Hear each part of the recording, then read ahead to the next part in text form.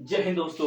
इस वीडियो में हम लोग देखेंगे राणा सांगा के बारे में। किसके बारे में? राणा सांगा, जिन्होंने मेवाड़ पर 1508 ईस्वी से लेकर 1528 ईस्वी तक राज किया था। इस समय सबसे ज्यादा चर्चा इन्हीं राणा सांगा के बारे में हो रहा है। तो चलिए हम देखते हैं कि कौन थे राणा सांगा। तो सबसे पहले इसके पहले हम ले चलते हैं लोग जो मेवाड़ के शासक हुए, राणा कुंभा। क्या नाम था? राणा कुंभा। राणा कुंभा। राणा कुंभा इनके जो लड़के थे, इनका नाम था रायमल। क्या नाम था? रायमल। इनके बेटे का नाम था रायमल। रायमल के 13 लड़के थे, जिसमें पहला जो लड़का था वो था पृथ्वीराज। क्या नाम था? पृथ्वीराज। दूसरा था जयमल और तीसरा लड़के का नाम था शांगा। क्या नाम था? शांगा। कहा जाता है जो पृथ्वीराज थे ये भी बहुत वीर थे तथा सांगा भी वैसे ही थे। तो जब इन तीनों लोगों को एक बार किसी भविष्यवक्ता के पास ले गया तो उसमें बताया गया कि इनमें से कौन राजा बनने लायक है। तो उन्होंने उस भविष्यवक्ता ने कहा कि जो राणा सांगा हैं ये ही आगे चलकर मेवाड़ की गद्दी संभालेंगे। ये सुनकर जो पृथ्वीराज थे इनके मन बहुत क्रोधित हुआ और इन्होंने तुरंत उसी समय सांगा पर वार कर दिया, जिससे सांगा का एक हाथ जो होता फूट गया। उसके बाद ऐसे ही इनका लड़ाई चलता रहा। उस एक बार की बात है, इनके जो पिता के कनिष्ठ भ्राता जो थे उनका नाम था सूरजमल। क्या नाम था? सूरजमल। सूरजमल। एक बार इन्होंने भी कई बार सांगा को इन सब से बचाया था तथा एक बार कहा जाता है सूरजमल के साथ सांगा और ये दोनों भाई पृथ्वीराज और जयमल को एक बार और भविष्यवक्ता के पास ले गया गया कि आखिर में कौन मेवाड़ का राजा बनेगा। तो उस समय उस भविष्यवक्ता ने भी यही कहा। वहां पे ये घटना हुई कि वहां पे सिंहासन लगा हुआ था तथा सिंहासन लगने के बाद जो पृथ्वीराज और जयमल थे वो सिंहासन पे विराजमान हो गए तथा जो सांगा थे सूरजमल के साथ नीचे एक सिंह की कालीन बिछी हुई थी, जाकर उसी पर बैठ गए।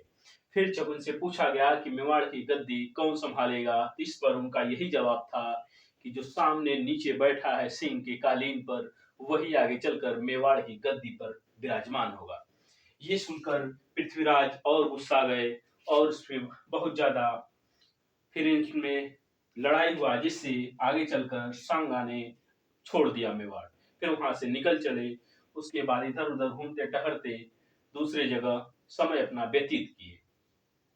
फिर बाद में कुछ समय बाद जब जयमल की हत्या हो जाती है तथा पृथ्वीराज भी एक किसी युद्ध में मारे जाते हैं, उसके बाद रायमल को पता चलता है कि उनका बेटा सांगा भी जिंदा है। तो उसको खोजा जाता है। बाद में जब मिलते हैं तो उनको गद्दी पर बैठाया जाता है। तो उसके पहले कहा जाता है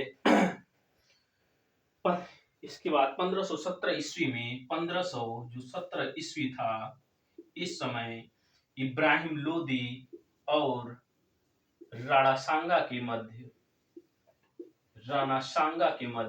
एक युद्ध होता है जिसे हम बोलते हैं खतौली का युद्ध। क्या था? खतौली का युद्ध।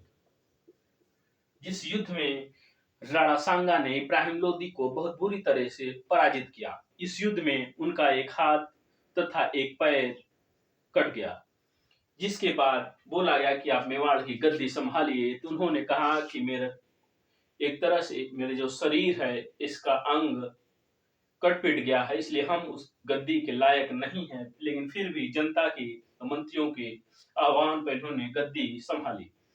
उसके बाद कहा जाता है कि खतौली के युद्ध में इब्राहिम लोदी को बहुत बुरी तरह से पराजित करने के बाद उसके बाद इन्होंने इब्राहिम लोदी को पराजित किया। उसके बाद इनका सबसे ज्यादा 3 दुश्मन थे। पहला इब्राहिम लोदी था, दूसरा जो मालवा था वहां का शासक, और तीसरा जो था वो था हमारा गुजरात। कौन था?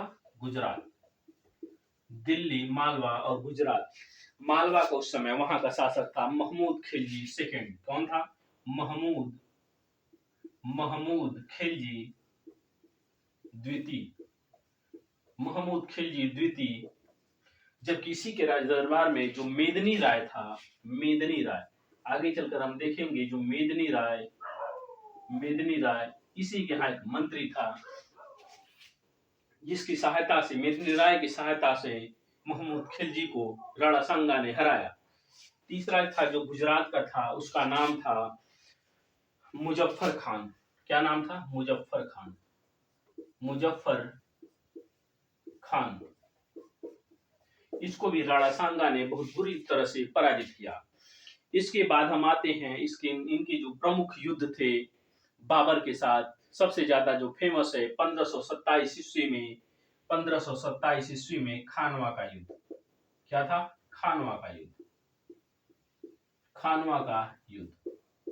कहा जाता है कि जो बाबर था वो कट्टर इस्लामी समर्थक था तथा अपने विजय के लिए उसने खुदा को ही श्रेय देकर अपनी सेना में धार्मिक उन्माद संचार किया करता था। पानीपत के प्रथम युद्ध में जब उसने इब्राहिम लोदी को हराया तो उसने कहा न तो ये हमारी जीत है, न तुम्हारी जीत है, ये हमारी खुदा की जीत है। इससे उसके सैनिकों में हमेशा मनोबल बढ़ा रहता था।